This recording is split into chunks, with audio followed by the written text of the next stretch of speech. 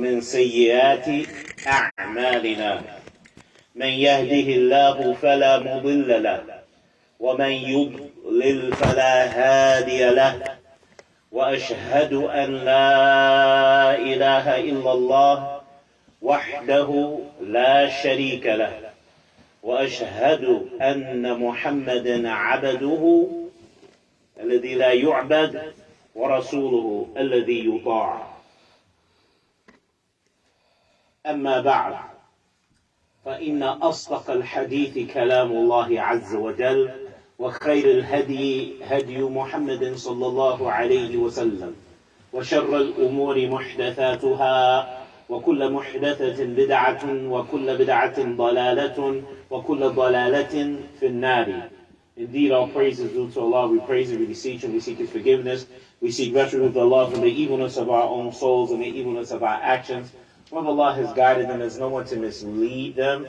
Whomever He has led astray, there's no guide for them. I publicly bear witness that there's no deity worthy of worship except Allah. He is one and doesn't have any partners or equals. I bear witness that Muhammad is His slave, His worshipper, who is not worshipped, and His final messenger who is obeyed.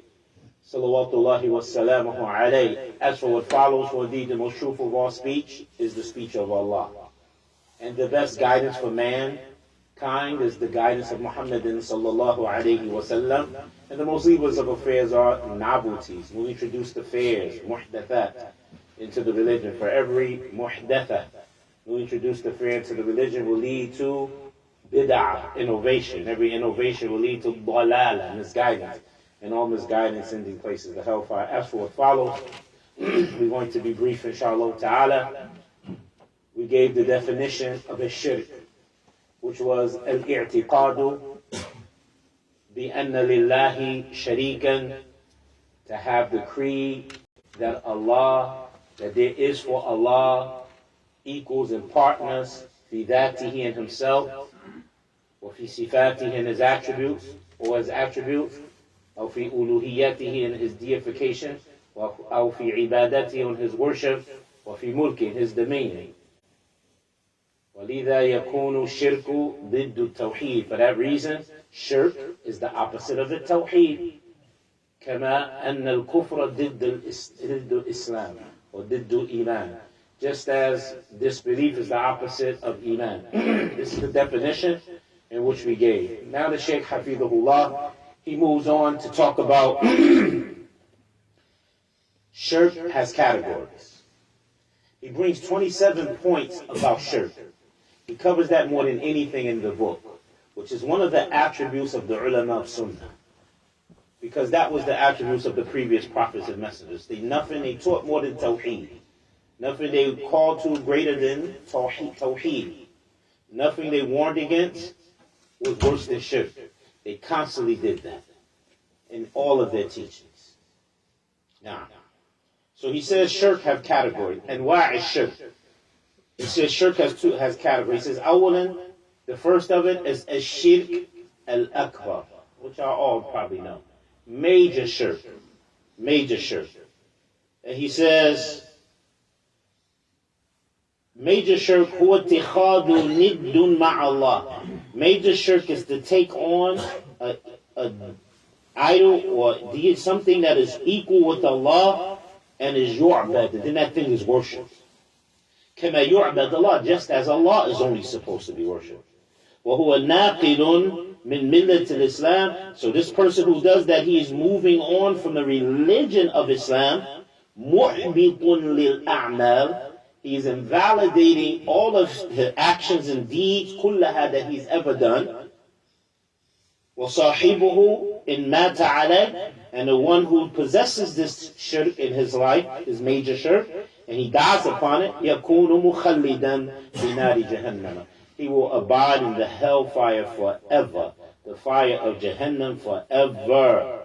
Forever. Never to come out. لَا يُقَضَى عَلَيْهِ فَيَمُوتُ. And never will be decreed for him death. He did that already. He's not going to die again. وَلَا يُخَفَّفْ عَنْهُ مِنْ عَذَابِهَا. And will never be lightened on that person the punishment in the hellfire. He will never die, and he will never stop being punished. He or she. whoever this person is.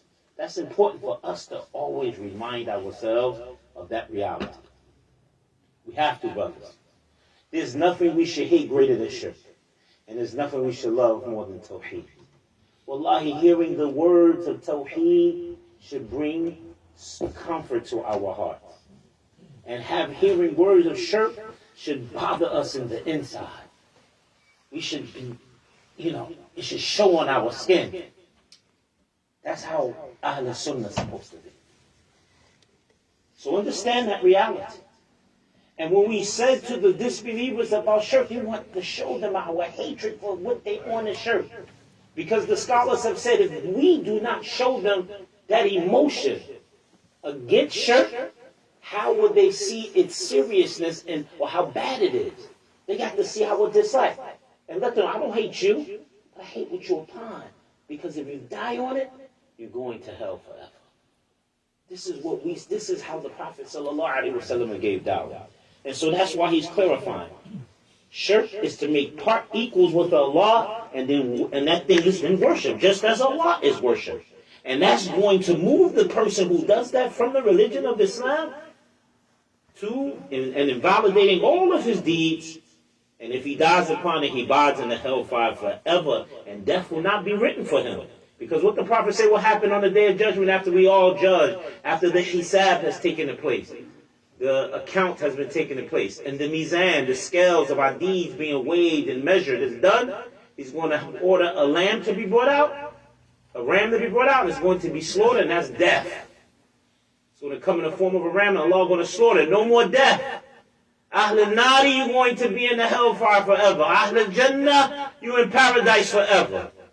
So now is your decision. Hada yawm al-amal. This is the place of days of doing deeds. And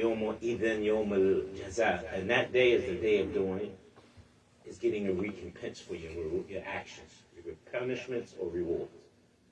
So it's serious, this issue. So he's defining here what is the result of dying upon shirk. Then he goes, shirk has major shirk al-akbar has categories. ينقسم الشرك الأكبر إلى أربعة أنواع. He says major shirk breaks into two categories. It breaks into four categories. I'm going to say the categories, then we're going to explain them. Number one, shirk da'wah. Committing acts of polytheism in your supplication, your dua. That's the first category. A da'wah, a shirk da'wah. Say that, let me hear y'all say that. Shirk da'wah. Shirk, y'all can say it, right? Shirk da'wah. Meaning associating partners in your supplication. That's number one. Number two, shirk niyyati wal qasd. Come on, let's say it together. Shirku and niyyati wal qasd. Associating partners with Allah in your intentions and in your objectives in life. That's the second category of major shirk. The third category he mentions of major shirk is shirk ta'ah. Polytheism and obedience. Giving something else the right of obedience that only belongs to Allah and His Messenger too. Sallallahu alayhi wa sallam. Number 4, or the fourth category of shirk al-akbar, of major shirk that he mentions here, shirk al-muhabba. Shirk al-muhabba. Anybody can translate that? That's right. Associating partners in loving. Giving someone the love that only belongs to Allah. Those are the four categories of major shirk. Okay, let's go into them real briefly. Shirk ad-da'wah. Polytheism in supplication or making dua. He says, ad-dua. He said that is making supplication. Shirk, and literally we translate that shirk ad-da'wah, shirk in calling. Or dua. Anybody know what the word dua means in Arabic? No, it means salah. The word prayer and dua mean the same thing. Alhamdulillah. Because what you do in your salah, you make supplication. But talab is a part of it too. May Allah bless you. The Shaykh, he then says, Hafidhullah, Shirk al-da'wah ay ad-du'a. It is supplication. وَذَلِكَ لِأَنَّ الدُّعَاء مِنْ أَعْظَمِ أَنْوَاعِ الْعِبَادَةِ. He said this is because, reason why this is part of major shirk, he says this is because supplicating, dua, is from the greatest category of worship that you can do to Allah. Bel, rather, huwa lubbul ibadah. It is the core of your worship. It's supplication. قال النبي, the Prophet sallallahu alaihi wasallam said, "Ad-du'a huwa al-ibadah." That supplication is worship. There's an unauthentic hadith. He says, "Ad-du'a mukhul al-ibadah." That worship is the core of. Supplication is the core of worship. It's correct in its meaning, but it's not authentic in its chain. Okay? It's not an authentic narration. But the meaning is accurate. But the better one is this authentic one. Ad-du'a huwa al-ibadah. Supplication is worship. Supplication is worship. Very important for us to understand that. The Shaykh then says,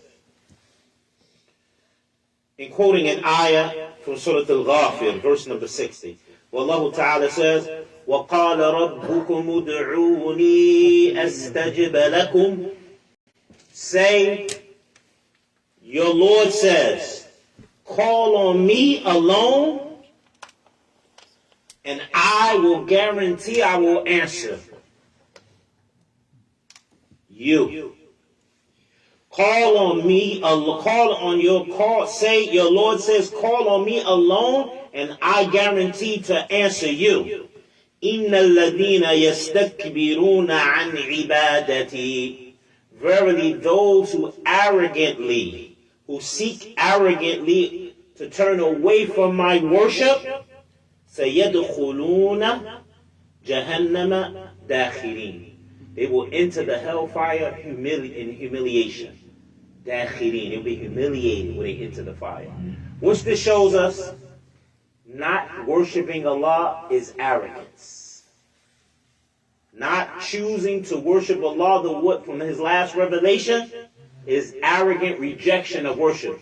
إِنَّ الَّذِينَ يَسْتَكْبِرُونَ عَنْ عِبَادَتِي. Verily, those who seek to arrogantly turn away from my worship, سَيَدْخُلُونَ. They shall soon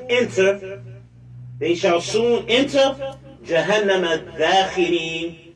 They will enter the hellfire, dakhirin, humiliatedly, in humiliation. They will be embarrassed. They will be in the worst form of humiliation. Who wants that? I sure don't. So he then says, وَلَمَّا ثَبَتَ أَنَّ الدُّعَاء عِبَادَةً. Since it's been established that supplication is worship, فَصَرْفَهُ لِغَيْرِ اللَّهِ شِرْكٌ. So disposing of that worship, meaning putting out that worship of supplication for other than Allah, is polytheism. When you hear Allah Ta'ala say that, what He said in that verse. فَمَنْ دَعَا نَبِيًّا. For whoever calls and supplicates directly to a prophet, أو مَلِكًا, or an angel, أو مَلَكًا, أو وَلِيًّا, or to some saint or righteous person, أو قبر, or a grave, أو حجر, or a rock, أو غير ذلك من المخلوقين, or anything whatsoever from the creation. فَهُوَ مُشْرِكٌ كَافِرٌ. He is a polytheist and a disbeliever. In spite of the fact people like a well-known da'i opened his mouth and said, only if you do shirk all the time, you are a kafir.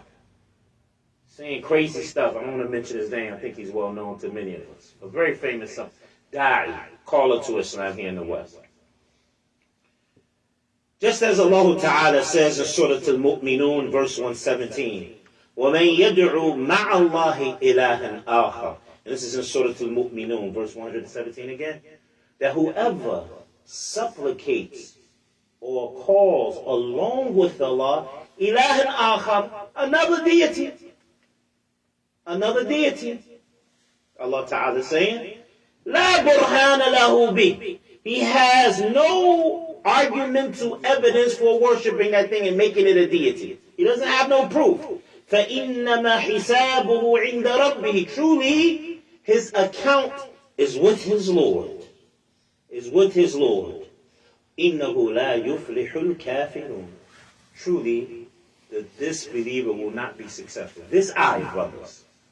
Muhammad ibn Abdul Wahhab mentions this in Thalathatul Usul, and other books he has written, and other ulama.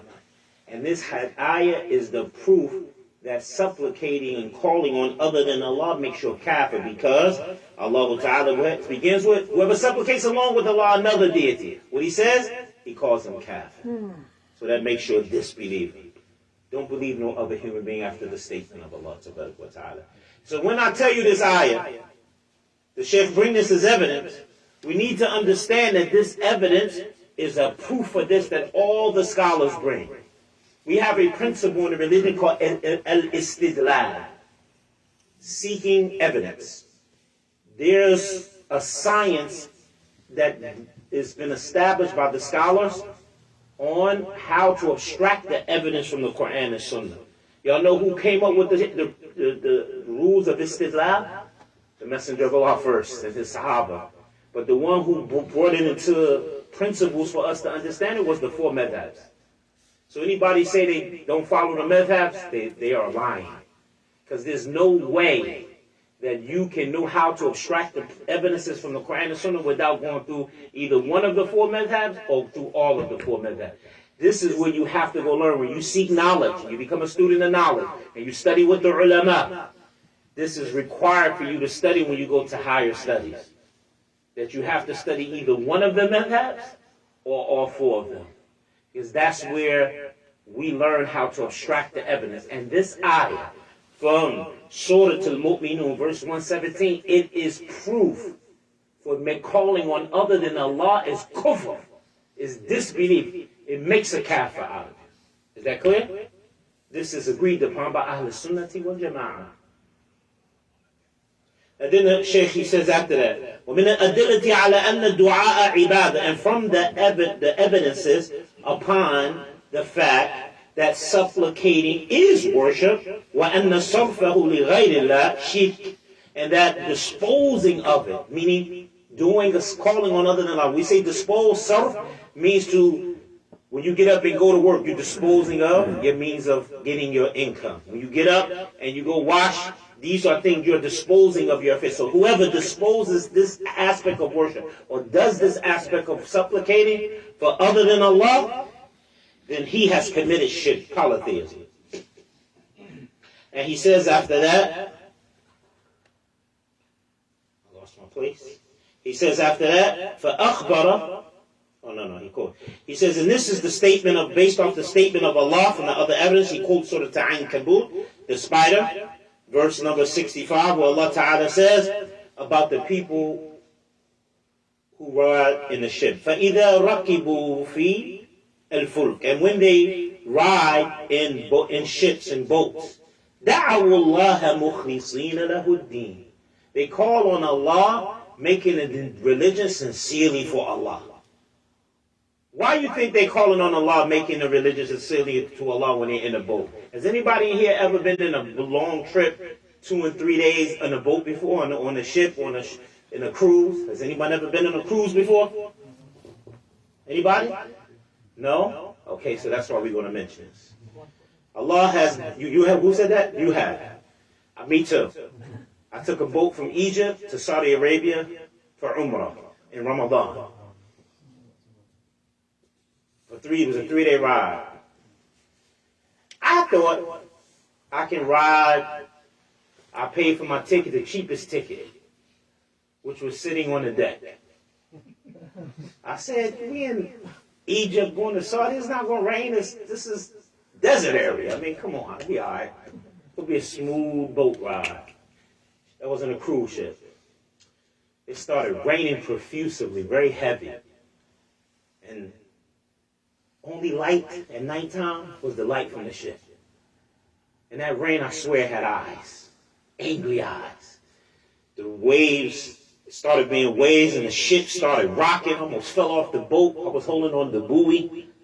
And I'm trying to be tough. Oh, I'm all right, I'm okay. When I saw that water coming at me like it was trying to bite me, I was afraid, wallah. This is the man. Now you realize your humanity. You realize your incapability. And the quwwata lillahi jami'ah. That all power is with Allah alone. So when Allah Ta'ala says about these people, فَإِذَا رَكِبُوا فِي الْفُلْكِ دَعَوُوا اللَّهَ مُخْلِصِينَ لَهُ الدِّينَ. That when they ride on a ship, they call on Allah, supplicate to Allah, making the deen sincerely for Him alone. For only Him. فَلَمَّا نَجَّاهُمْ.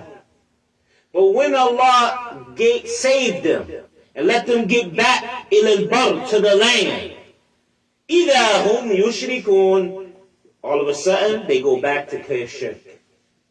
Because I'm safe. So this is another proof that calling on other than Allah is shirk. Okay? So don't let nobody tell otherwise. There go evidence.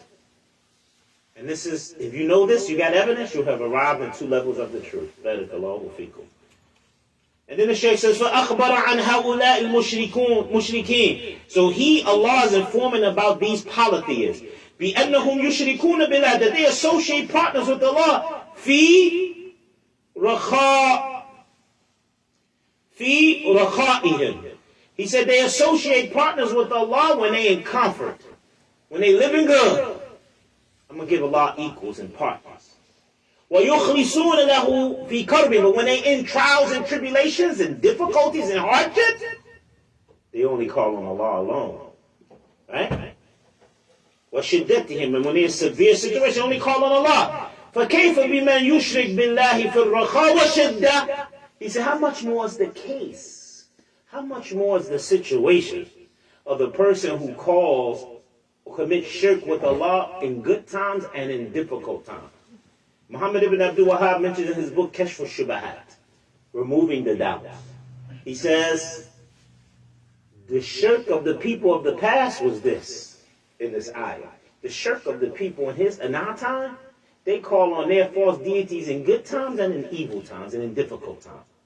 They're worse in their shirk now than they was in the past. And that's true. That's true. So understand, that's why the Shaykh is saying that. And we move on and we're going to end with this second one. Shirk al-niyyah wal-irada wal-qasd. Committing shirk in one's intentions, one's wants, and purposes. He says that is an yanwiya bi'amali. That a person intends with their deeds and dunya. Their worldly life. Our riyah, or they're doing their deeds to be seen of others, so other people can see them. That's riyah in Arabic. Riyah in Arabic is from the verb pattern fi'al in Arabic. And this pattern in Arabic is something that's done with others. So riyah is you do deeds for the sake of somebody else seeing them. Okay? It's from the word ru'ya, which means the seeing. But the pattern of riyah from fi'al, it comes from the verb pattern fi'al or fa'ala, yufa'ilu, fa'il, mufa'alatin fi'ala. That when you use this verb pattern, it's always used to be something that's done with other people. You understand? So I'm doing this and you doing this. So we facing and we doing it together. I like that. So when we take the word ru'ya, seeing, we put it in this pattern of riyah. I'm doing my deeds so you can see me do my deeds. He says, or, aw, sum'ah, doing the deeds to be heard by others. You want other people to hear your beautiful recitation. So you beautify it in front of everybody. Not for Allah, but for the people. He says this is shirking one's intentions and one's one and one's objective. He says, iradatin kulliyah, but this is referring, when we say it falls into the category of major shirk now, is when the one is totally for those reasons. I'm totally doing the deed to be seen of others. I'm totally doing this deed to be heard of others. I'm totally doing this deed for the worldly sake only. فَأَهْلُ النِّفَاقِ الْخُلَّصِ, like the people of hypocrisy, who are pure hypocrites. The pure hypocrisy. People who are pure in their hypocrisy. وَلَمْ يَقْصِدْ بِهَا وَجْهَ اللَّهِ, they do not intend, or they do not have the purpose with their interactions, seeking the face of Allah, وَالدَّارُ الْآخِرَةِ, or seeking the abode of the hereafter. فَهُوَ مُشْرِكٌ شِرْكٌ أَكْبَرٌ, for that person is a polytheist, a mushrik, that is committing major shirk. قال الله تعالى, Allah the Exalted says, مَنْ كَانَ يُرِيدُ الْحَيَاةِ الدُّنْيَا, that whoever intends the worldly life, وَزِينَتَهَا, and its adornment, نُوَفِّي إِلَيْهِمْ أَعْمَالَهُمْ, we will fulfill towards them their deeds, فِيهَا, in that worldly life, وَهُوَ فِيهَا لَا يُبْخَسُونَ, and he will be in that affair greedy and in a state of stingy, because that's all why he's doing it. أُولَٰئِكَ الَّذِينَ لَيْسَ لَهُمْ فِي الْآخِرَةِ, these are those who, for them in the hereafter, will not be for them إِلَّا النَّارِ, except the fire. فَحَبِطَ مَا صَنَعُوا, will be invalidated every single thing that they did, فِيهَا, in that worldly life. باطلون, invalidated, no good. ما كانوا يعملون, all that which they used to do. Surah At-Tawheed, verse 15 to 16. So, هذا نوع من الشرك دقيق الأمر بالغ الخطورة. He ends this point with saying that this category of shirk, it is very detailed affair, checking your intentions. And it's an affair that has reached the highest levels of danger, because none of us is safe from that happening to them. That's why many of the Sahaba, they used to try to do a lot of deeds in secrecy, where only Allah can see them, because they knew that was totally for Allah. Because they knew, as they learned from the Prophet, that the deeds we do is written into two books. Diwan al-Sir, the book of secrecy, or Diwan al-Alam, the book of open. Meaning deeds you do in front of people in the open, that one is always in this danger of being accepted or being rejected. None of us really don't know till we die. Because who the first people the hellfire will be kindled with is people who did great deeds in Islam. The person who memorized the Quran and taught the Quran. The person who fought jihad in the path of Allah. The person who spent his wealth every place Allah wants wealth to be spent. They're going to be brought from Allah, and they're going to be asked, they're going to be informed of their accolades, their good deeds, all the good that they did in this worldly life. And it's going to be asked, who did you do this for? They said, we did it for you, O Allah. And Allah is going to say, Kadhab, you a liar. If you had the knowledge, you did it so people can call you knowledgeable. If you had the wealth and spent in every place Allah told you, you did it so you could be called Jawad, generous. And if you was the person who fought jihad, you did it because you want to be called Jarrah, brave. And guess what they're going to get? That reward. You brave, you generous, you're knowledgeable. And it will be dragged into the hellfire by their nose. The narrator of that hadith is Abu Hurairah radiallahu ta'ala anhu. And Abu Hurairah made clear when he heard this hadith, he was so amazed by it. When he heard it from the Prophet, he started striking his leg out of astonishment like he was losing his mind. And then he started to say lines of poetry about how we don't know. We really don't know. We won't know till we dead.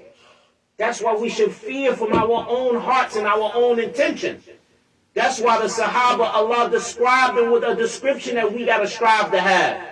الَّذِينَ يُؤْتُونَ مَا آتَوْا. They were those who gave good deeds on top of the good deeds that they already gave. وَقُلُوبُهُمْ وَجِلَةٌ أَنَّهُمْ إِلَى رَبِّهِمْ رَاجِعُونَ. When doing the deeds, their hearts was in a state of fear that they're going to return back to Allah and not be accepted. We should all feel like that about our deeds. Never feel safe. That's why Ali ibn Abi Talib said, if I knew 2 rak'ats that I pray was the only thing accepted, it would be better for me, and it would be to me better than the dunya and all that which is in it. Knowing that I got 2 rak'ats, but we don't know. We don't know what our deeds is accepted or not or rejected. That's why we must gather between raja, hoping that it's accepted, or khawf, and fearing that it may be rejected. And do like the Sahabas and give on top of what we gave, hoping that that one made up for what I fell short in the last one. Hoping, and we keep this attitude up حتى الممات, until death comes to us. فهكذا مؤمن. And this is what we end with. هذا وصلى الله وسلم وبارك على نبينا محمد وعلى آله وصحبه أجمعين وآخر دعوانا أن الحمد لله رب العالمين. Assalamu alaikum wa rahmatullahi wa barakatuh. Is there any questions about what we presented? No, tafadhal. Wa alaikum assalam. If you recite, someone recite, like a At-Tawheed. And in Quran, Allah subhanahu wa ta'ala says, read Quran, At-Tawheed. And I asked one scholar, he said, if I am Imam, you are Imam, and in that time, if you do it regular time, I recite myself alone. And when I go to Imam, I try to be nicely, and that time I asked during class. And he said, it's not a problem for them. So what do you think about that? To answer that question, barakallahu fikum. Not for Musalli. No, for the musamma, the one who's listening, the teacher. From my sense, I gotta recite, not regularly. When I go to Imam, that time I try to be, nicely. No. See, this, okay, first of all, the first answer, I want to refer the people to a book which is considered the best explanation for 40 hadith of Imam al-Nawawi, which is written by Ibn Rajab. It's called Jami' al-Ulum wal-Hikam. It's his explanation of 40 hadith of Imam Nawawi by Ibn Rajab. Alhamdulillah, somebody translated this book. And I'm quite sure you could probably find it in Bengali language. Everyone should have that book on the shelf. It's considered by the scholars the best explanation for 40 hadith. Okay? In this book, he gets into detail about these issues, about your intent, about what your intent's supposed to be before you do the deed, how you keep it accepted, what your intention's supposed to be while performing the deed, and what happened and how you can, keep it clean and not invalidate it, and how to protect your deed in your intentions after it's done. Because you can still invalidate it when the deed is born and done years later. You can invalidate it. He talks about this in detail in that book. No book like everybody that talks about this subject matter from the scholars after Ibn Rajab quotes from Ibn Rajab. That's how strong that book is. So I encourage you brothers to first I'm going to say go look at it. And from there, I'm basically going to summarize some of the points about that. The point you need to understand is that the whole objective is to please Allah. Your point of performing that in front of the teacher better, it should be for the sake of you doing it so that you can do that before Allah. If you perform it in front of your teacher better than you do when you're worshiping, then this is bad. No one gets that level of perfection from us except Allah. Allah says, وَأَحْسِنُوا, do your deeds excellently, for indeed Allah loves the muhsineen, those who do their deeds excellently. So first, that's right, but if that intention is to be good for your teacher so he can make sure you are accurate, that's not a problem. But the purpose behind it got to be for Allah. All of these, like I go, for example, my wife, we have a benefit. You have the benefit of intimacy with your wife, the benefit of companionship with your wife, the benefit of her serving you in the home and cooking and taking care of the baby. We benefit from that, but that's not our purpose, but we still benefit from it. So when I do things, I do it for Allah, but I take benefit from my wife being happy and all of these things, but I'm not doing it for her. I'm not doing it for her. So you just make sure that's why he says iradatan kulliyah. Remember we said in the beginning, doing it with the total purpose is for those reasons to be heard of others, to be seen of others. No, it's for Allah, but these are mediums that you use to get closer to your Lord. As long as you have that attitude is what we focus upon. And the thing is, your intentions is always tested. Now when Allah tests you through hardship, and you stop doing these good deeds because, for example, my wife, my zawja come and give me problems. And now I don't want to do for my wife because she ain't doing for me. You may be showing Allah you did those times before for other than His sake. You understand? And then you may say, but I did this for you, and I did that for you. How do you want to do this to me? Allah Ta'ala says, Ya ayyuhalladhina amanu la tubtilu sadaqatikum bil manni wal adha. Allah says, oh, you who believe, don't invalidate your charities with men. We're reminding people of the favors you did for them, and then harming them with that. So that can invalidate your deeds that you did in the past by reminding people of these things. So if your intentions for Allah, you want to check that, and that's why the intentions is so difficult. Sufyan al-Thawri, he said, and he was an imam of the deen. He said, "Ashaddu shay'in alayya an-niyya." Most difficult thing for me and u'alish to treat and deal with was my intentions. فَإِنَّهَا تَتَقَالَبُ عَلَيْهِ. It's constantly going through changes. Like one scholar said, how the intentions are. You can open this book with one intention, and you read something, and it takes you to another intention, just like that. You have to always check your intentions, because Yawm al-Qiyamah, what yabdu khayr may appear as good, it may be an evil deed for you Yawm al-Qiyamah, like we mentioned earlier in the hadith. So this is why the intention is the most severe thing, and that's why the scholars deal with it. That's why when the Messenger of Allah sallallahu alaihi wasallam said, إِنَّمَا الْأَعْمَالُ بِالنِّيَّاتِ. Actions are only judged by intentions. وَإِنَّمَا لِكُلِّ امْرِئٍ مَا نَوَىٰ. And everyone shall get what he's intended. Shaykh Uthaymeen says, and explaining this hadith, he says, إِنَّمَا الْأَعْمَالُ بِالنِّيَّاتِ. Actions are only judged by intentions. He says here, this is the sabab. That's the reason behind your deed, is your intention. Right?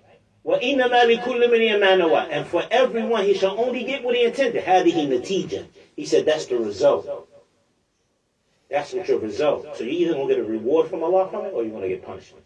There's no third thing in between it. So the always your purpose got to be for Allah, and you realize and accept, yes, there's other benefits that's going to come for the things that Allah has leisure, because I'm trying to make all of my actions for who? Allah. Tawheed al-Ibadah. And so this is why we always check our intentions, inshallah ta'ala. Have a jazakallah. That's it with the question? Naam, tafaddal. No, he said he asked me again, mashallah. Huwa kadhalik. Ayat number 1.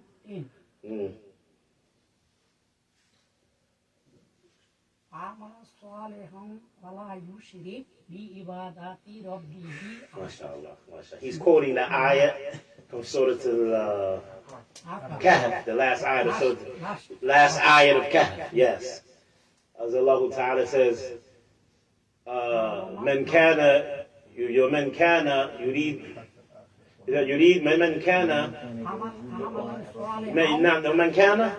كان يرجو لقاء ربه فليعمل عملا صالحا ولا يشرك بعبادة ربه أحدا. Now, أحسن. That's the dalil for making your deeds sincerely for Allah, and for it being in congruency to the Sunnah. When Allah Ta'ala says, مَنْ كَانَ يَرْجُ لِقَاءِ رَبِّهِ, that whoever hopes with meeting with his Lord, فَلْيَعْمَلْ عَمَلًا صَالِحًا, let him do righteous deeds. يعني موافق السنة, على وفق السنة, meaning deeds that's in agreement with the legislation, the Sunnah. Right? وَلَا يُشْرِكْ فِي عِبَادَةِ رَبِّهِ, let him not associate بعبادة رب, with the worship of his Lord, anyone or anything. That's ikhlas, sincerity to Allah.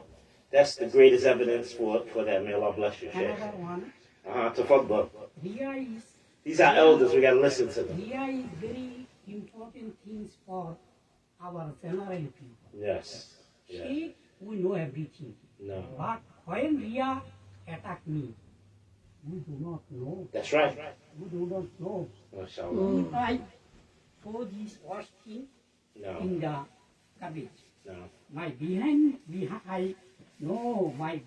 man, it is look for me and say he is a good man. I do this for this, only this ibadah. No. Only everything Riya attack us. That's right. Prophet Sallallahu Everywhere. which we didn't mention. Only salat is together. No. Waqimu salata, watu zakata, warka'u marratain. When warka'u marratain, the Riya is not attacked. MashaAllah. When we only one salat in the time, MashaAllah. night, MashaAllah. this side, that side, oh, he is a perfect Muslim. It is Riya. But May Allah bless the Shaykh. And you know, there's some haq to that, you know, and the reality is, even though stuff we do in Jama'ah, that can fall into shirk, because we had one of the Salaf. He one day came to the Salah, and he was a man for 50 years, he never missed Safalaw, the first rank. So something made him come late to the masjid, and he came and he saw the first rank full. So he prayed in the second rank. So during the whole Salat, all he could think about is what the people thinking about him not being in the first rank. And he said at that instant he realized all them years he was doing it for that reason. So he jaddada the niyyah. He renewed his intentions.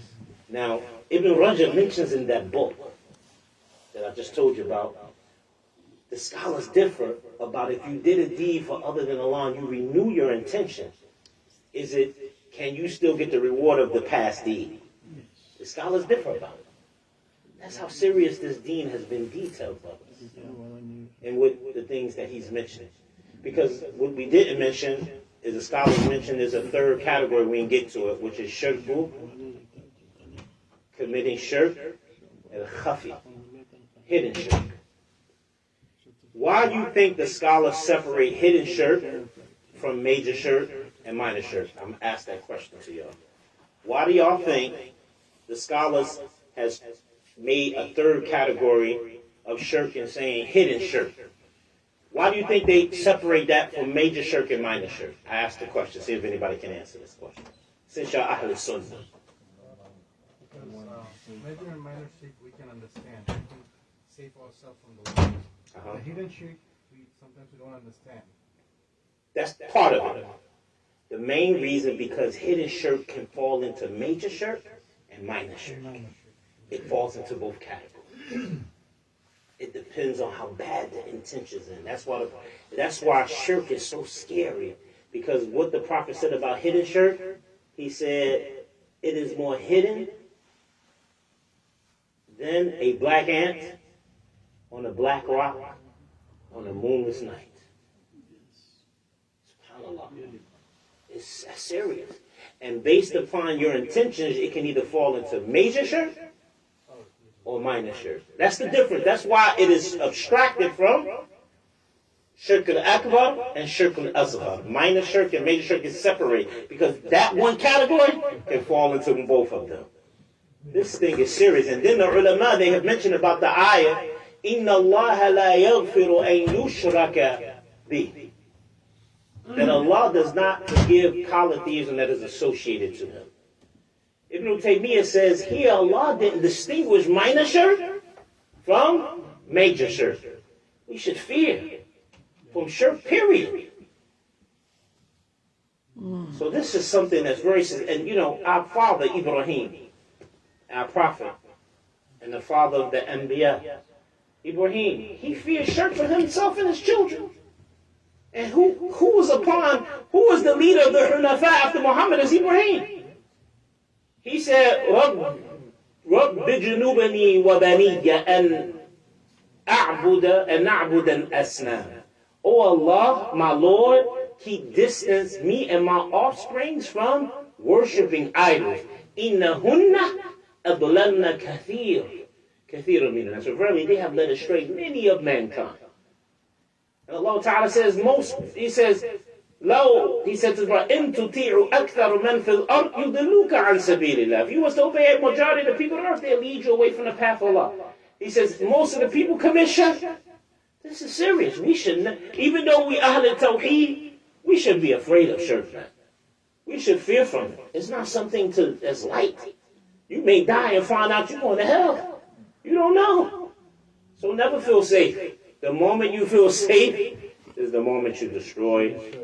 هذا وصلى الله وسلم وبارك على نبينا محمد وعلى آله وصحبه أجمعين والسلام عليكم ورحمة الله. Question. For the next 15 minutes, I would like to help the brothers in their recitation of Al-Fatiha. Just to make sure y'all know how to recite it properly, because there's no salat without Al-Fatiha. Who would like to go first? تفضل. أعوذ بالله من الشيطان الرجيم. Again. أعوذ بالله من الشيطان الرجيم.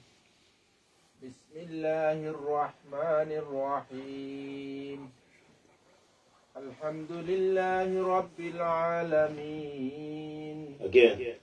الحمد لله رب العالمين. الرحمن الرحيم. مالك يوم الدين. إن شاء الله. إياك نعبد وإياك نستعين. اهدنا الصراط المستقيم. Stay. You're making a ta on mustaqim like a ta, because of the ta on sirat. You said sirat al-mustaq. It's mustaq. Mustaqim. Ta, the middle of your tongue, the tip of your tongue, here, you're putting it on the gums above, right after your upper teeth. And you're curving the tongue. Ta. Say ta. But ta, you're tapping it on the upper teeth. The tip. Say at. It should be it should be like the attribute of the letter ta. It should be a hiss with it. Listen to me. At ta. Musta. Not musta. We tend to do that because sirat, ta, the ta on sirat. So people will put a ta on mustaqim. اهدنا الصراط المستقيم. Try it again. اهدنا الصراط المستقيم. See, mustaq. See, you got to retrain. Let me tell you, the most difficult thing to fix is a learned mistake. I have been teaching the Quran for years, and one of the people, I had a student, right? This student, I taught him how to read the Quran, but he had learned when he was in prison. He taught himself transliteration. The Arabic, Sirat, S-I-R-A-T. So he taught himself the first couple surahs and Al-Fatiha on his own in prison. So when he came out, when I taught him how to read the Quran, he was excellent. And anything he memorized, other than those surahs he learned in prison, was perfect. And when he recited them surahs that he learned wrong, it took him years to fix it. And he knew tajweed down. Because it's hard to change something you learn incorrectly. You got to work on musta. So you should walk around saying musta. Musta. Mustaqim. Mustaqim. Mustaqim. Yes. Work on that, inshallah ta'ala. Finish the rest of the surah. صراط الذين أنعمت عليهم. أنعمت عليهم. أنعمت عليهم غير المغضوب عليهم ولا الضالين. آمين. Next. تفضل. بالله من الشيطان الرجيم. بسم الله الرحمن الرحيم. Rahim. Alhamdulillahi Rabbil Alameen. Ar-Rahmanir Rahim. Rahim. From here. Him. Maliki Yawmiddin. Iyyaka na'budu wa iyyaka nasta'in. Ihdinas siratal mustaqim. Siratal ladzina an'amta 'alaihim. Ghairil maghdubi 'alaihim waladdallin. Amin. The letter Dod. The letter Dod, some of the scholars or the ulama say of the Arabic language that the letter Dod is a sound that no other language has, they say. Allahu ta'ala a'lam. So they call Arabic Lughatul Dod, the language of Dod. The letter Dod, how you pronounce it, you take either the right side of the tongue or the left side, or both at the same time. And you, let's say if you do the right side of your tongue, you smash it up where you're on the same side where the teeth and gum, upper teeth and gum meet. I tend to do my right side. Or you can do the left side. But it'll say that this is my upper teeth. Right here is my upper teeth on the right side, and this is the gum. This is my tongue. I take my tongue and I mash it up where that gum and teeth meet. Like say, the scholars say if you want to learn how to pronounce a letter, take an aleph with a fatha. Everybody here can read Quran, right? Okay. Take an aleph with a fatha, with a hamza with a fatha, and then put the letter you want to pronounce with either with a sukoon on it or with a shadda with a fatha. So Dod, I'm going to do it with a fatha. Aleph, if I had a board, I would write it. I would have an aleph with a fatha and then a Dod with a sukoon. When you say Dod with sukoon, it has no sound because you're pressing the tongue up against there. It kills the possibility of a sound. El. You have a board there? Okay. I can write it and show you, mashallah.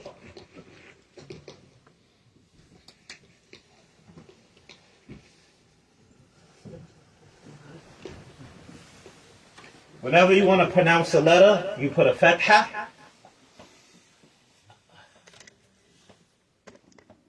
Right? And then the next letter you want to pronounce, which is here we're doing Dod, right? With a sukoon on it, and then you do one.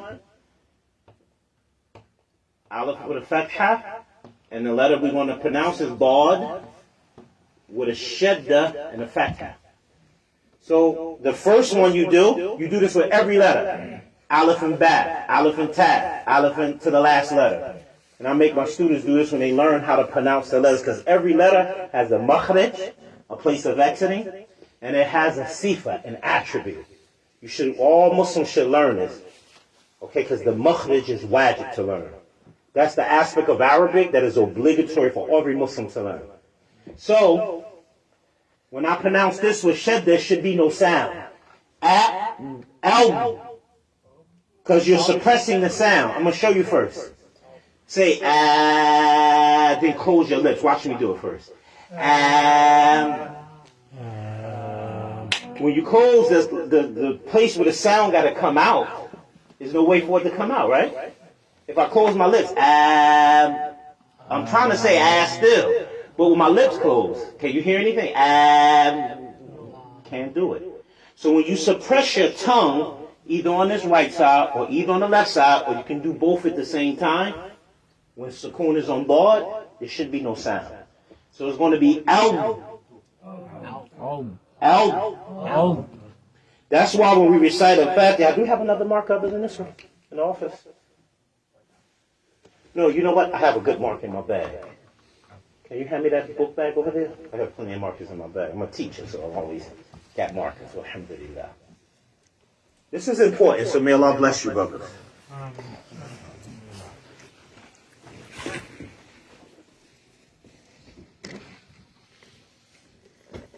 So, when I say this, like when we say a Fatiha, wa, la, wa, shadda's there. And you got a medda. Right? So, when I pronounce this, what does shadda means when it's over a letter? Anybody can tell me? So, it means to double the letter. Shadda, the word shadda means intensify, to intensify something. If I do it once and I intensify it, I'm doing it twice. That's why the shadid, the Prophet ﷺ said, a shadid is not the one who can wrestle.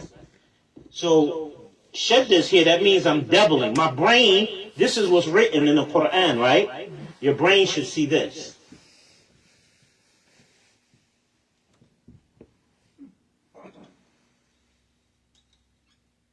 Two dots.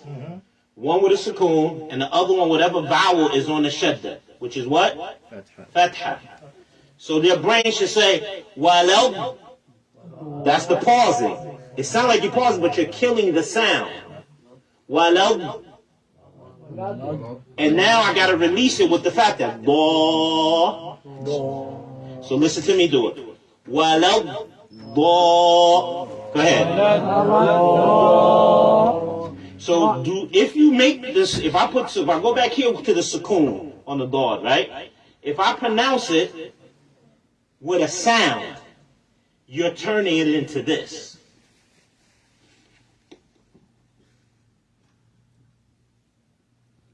If you make this with a sound, you make it into del. That's edit. So you can't say elbow. No, elbow. You're freezing the sound. You understand? Yes. So, walau do.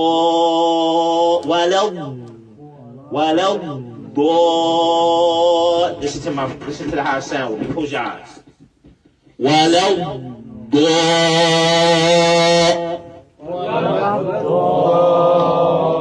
Excellent. So you pressing that tongue up there. You have either your right side or your left side or both. That's what the scholars say. That's the makhrij for dad.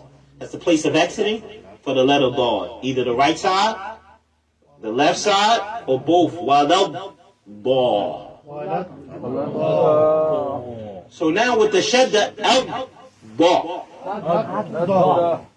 Wadih? Okay. Now let's say a Fatiha together. Alhamdu. Alhamdu.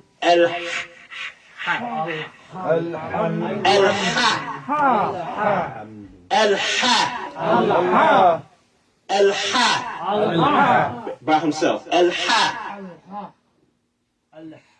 Perfect. You young man. Perfect.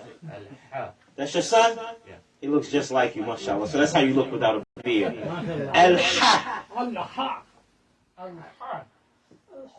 Perfect. Perfect. Man, y'all, mashallah, Ahl Sunnah. Perfect.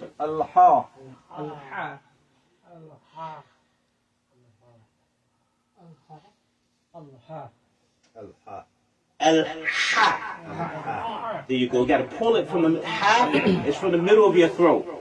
You got 6 letters of the throat. Down here is the letter hamza, which is aleph with a fatha. Hamza. And then the letter, this letter, ha, ha, ha. That's way down here. Ha. Not the aleph, bet, ta, jim, ha. No, this is the one at the end. Ha. Like H in English. Say ah. Okay. So, in the middle of the throat is the letter ha. Say ah. Now let's remove this and replace it with ha.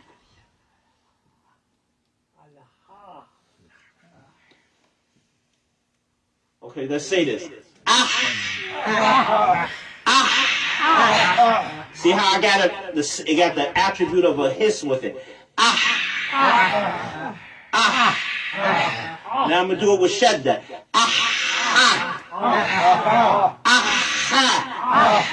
Put your finger right here on your throat. It should move up. You feel that? Ahsantum, y'all did good. So that's how you go. So alhamdu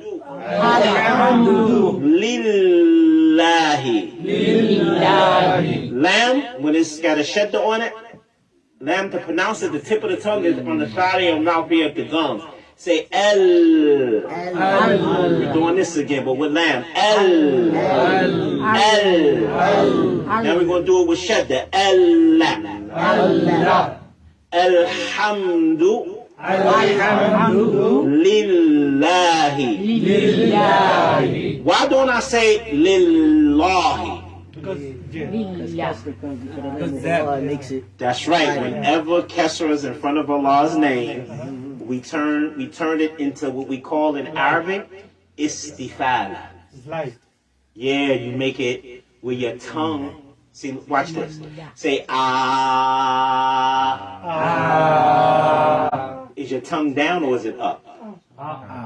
Is it tongue down? Ah. Is your tongue down? Down. That's istifal. It means to lower your tongue. So when we say ah, you're lowering your tongue. So if Kesra is in front of the name of Allah, you say La, you have to lower your tongue. Istifala. Lillahi. Alhamdu. Lillahi. Rabb. The letter Ba is 4 letters that come from your lips. Anybody know what those 4 letters are? Ba. Ba, wow, mean. Ba, wow, meme. He's missing one. You say fa with the 4. That's right, fa. That's the 4 letters of the lips. So when you say shadda on ba, we're doubling it again, right? Rabbi. The first ba is the lips closing with no sound. Because you got certain letters who have the attribute of shaking. Ba is one of them. Literally is rababa. Rababi. Rababi. But we don't do that. It's too hard. So the Arabs made it easier on their tongue by putting their lip together, which, again, when we close the lips, no sound, right? Rub. That's a hesitation, because there's no sound. Now I got to put the kesser on it because it's a shadda. B. Rub. B. Rub. Bil. Rub. Bil. I'm gonna put a little emphasis. I want you to put emphasis for me. Rub. Bil. Alhamdulillahi. Alhamdulillahi Rabbil So we got Ayn with a fatha. That's the next letter after Ha is Ayn. Same place. Then it's followed with Aleph from A to A.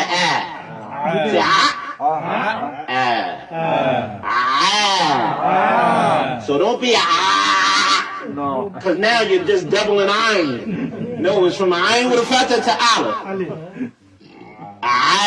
Alameen. Alhamdulillahi Rabbil Alameen. Alhamdulillahi Rabbil Alameen. Last thing with the Rabbil Alameen, and we'll stop, inshallah ta'ala. We do this tomorrow. Continue.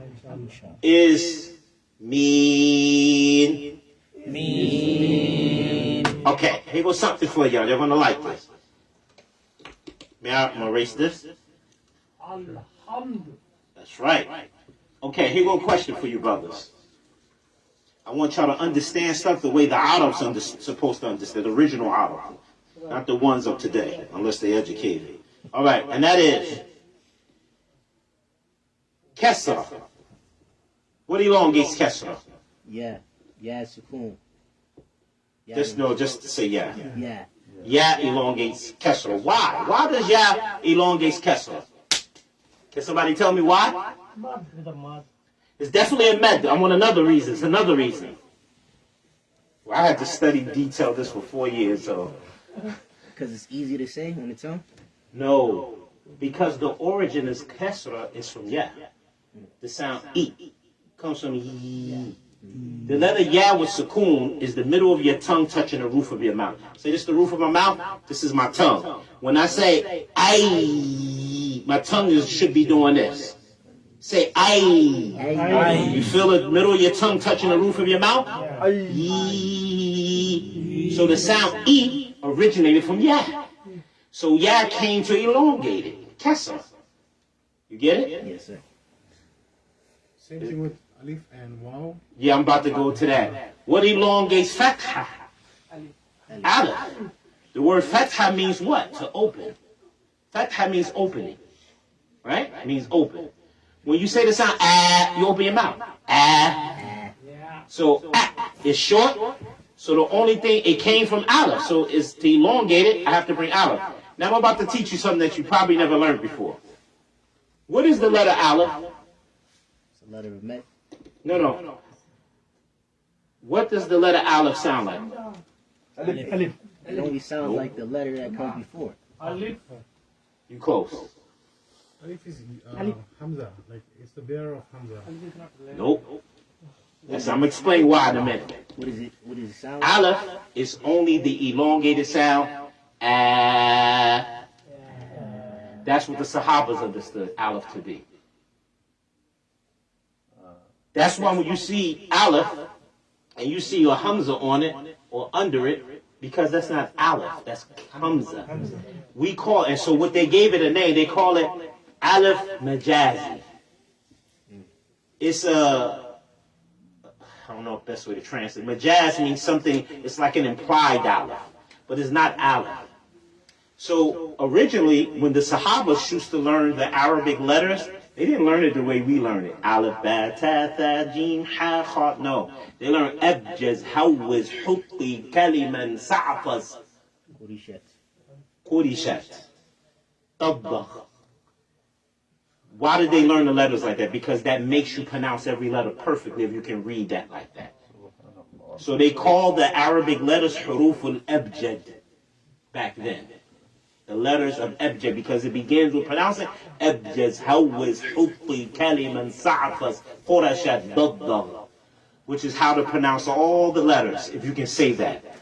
Then a man named Khalil Farahidi from amongst the Atba'u Tabi'een, he saw during the time of the Khilafah of Ali ibn Abi Talib, and or some say was Umar Khilafah. Or Uthman's Khilafah, that the Ummah, many foreigners, non-Arabs, began to accept Islam. And they were marrying Arab women. Or they would marry, Arab men would marry non-Arab women. And so their children were starting to make mistakes in pronunciation of the Arabic language. And this was a problem. The Battery died. This was, I don't need this because y'all can hear me. I have a loud voice. The Arabs began to not understand their children was making mistakes. One day, a man recited in front of Umar ibn Khattab the ayah from Surah At-Tawbah, Inna Allaha bari'un min al-mushrikina wa rasuluh. Indeed, Allah is free from the polytheists, the mushriks, and so is his messenger free. Right? They said, one day this Bedouin Arab, he said, Inna Allaha bari'un min al-mushrikina wa rasulihi. The kesser on the messenger's name, it made it mean, indeed Allah is free from his messenger, free from the polytheists, and he's free from his messenger. And so the Bedouin Arab said, Ana bari'u mimma bara Allahu min. I'm free from whomever Allah freed himself from. Umar said, what's this? Who taught you? He said, your teacher that you sent to teach Quran.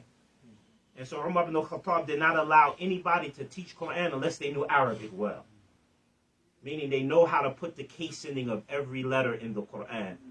Alhamdulillahi Rabbil Alameen, Ar-Rahman Ar-Rahim, Maliki Yawmiddin.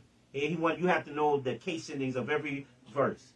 If you don't know those case endings of every verse, you wasn't allowed to teach Quran during the time of Umar after he heard this, right?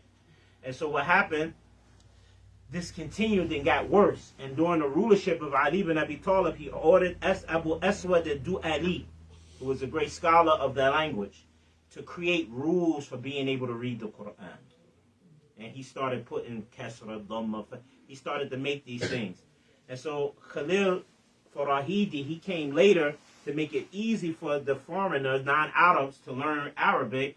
He made Aleph, Ba, Ta, Tha, Lam, but Aleph was Hamza.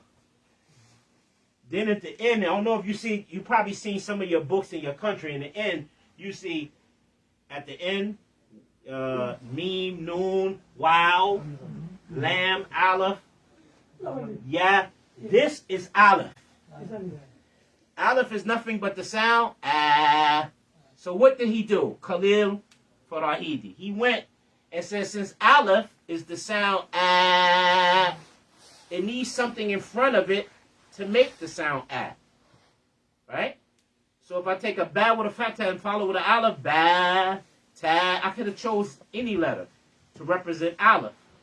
He chose lam because, what's this? Anybody know this word?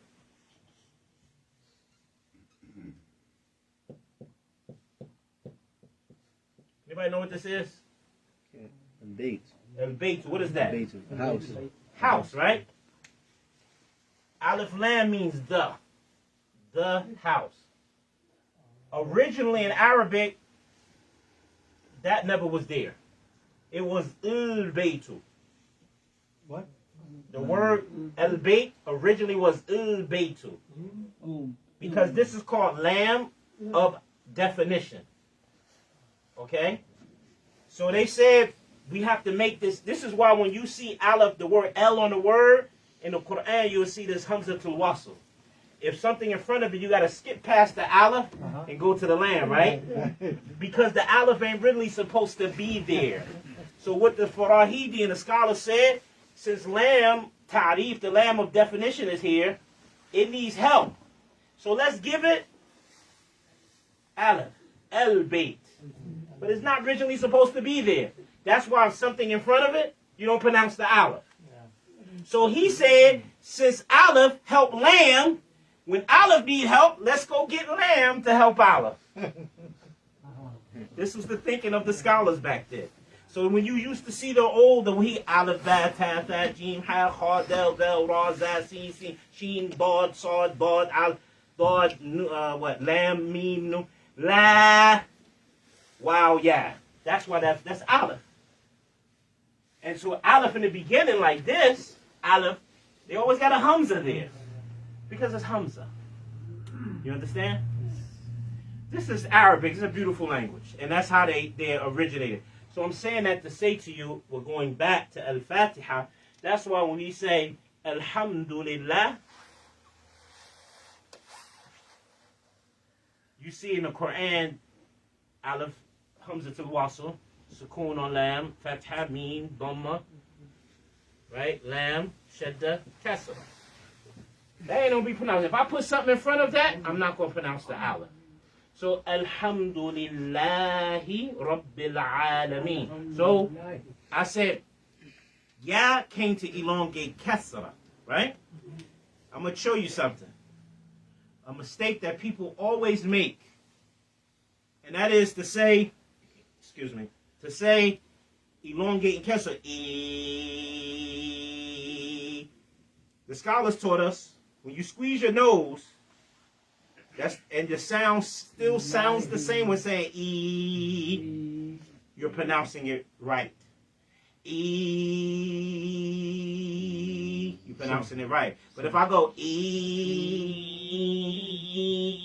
I'm doing it wrong because I'm using my nasal.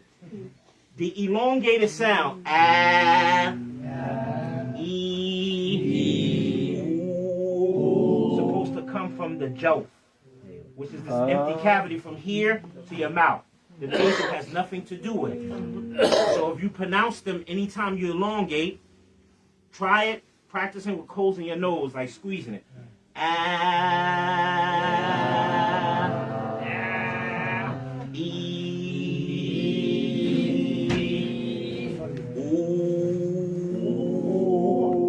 You're pronouncing it right if it don't change, but now I'm going to do it the wrong way. That's wrong because I'm not coming from here. I'm including my nasal.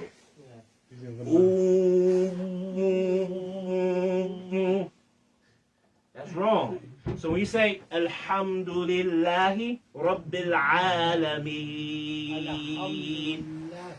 Rabbil Alameen,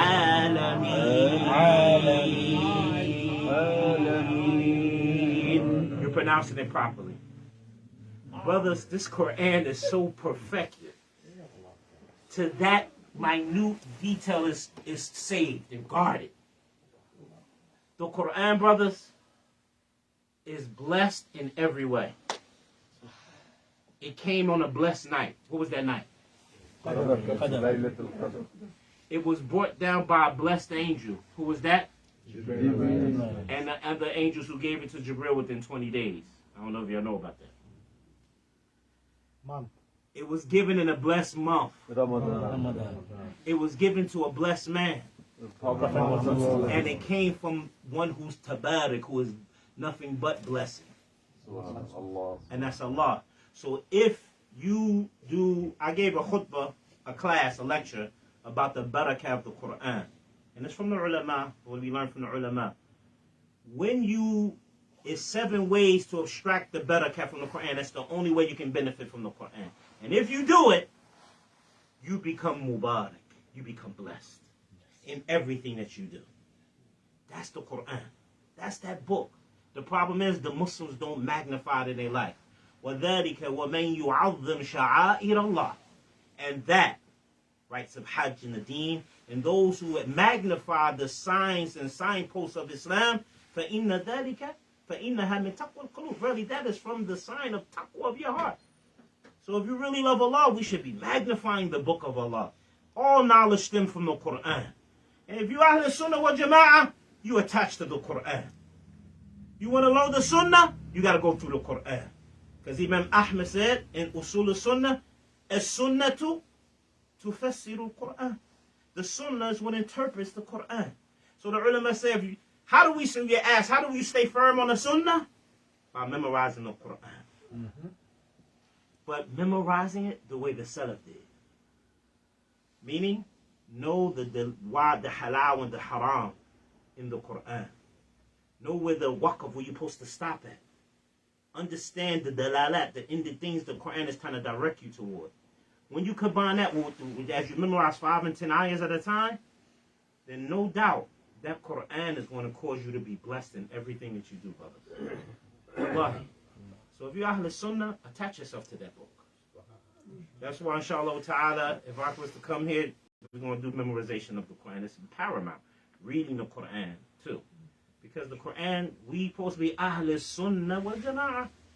How you, Ahl means a person who adheres and clings to the Sunnah. And clings to the congregation. And that is the Quran and the Sunnah. And so, so that's why I'm doing this thing with the recitation with you brothers. I don't plan on being as long like I was today, but on the weekends, I'm willing to do that. So that's how we supposed to be with the Quran and with the Book of Allah. The Sunnah is the key component to understanding the Quran. And if you want to be successful, we attach ourselves to this book. That's why we start with Al-Fatiha. So may Allah bless you, brothers. Barakallahu feekum. هذا وصلى الله وسلم وبارك على نبينا محمد وعلى آله وصحبه أجمعين وآخر دعوانا أن الحمد لله رب العالمين.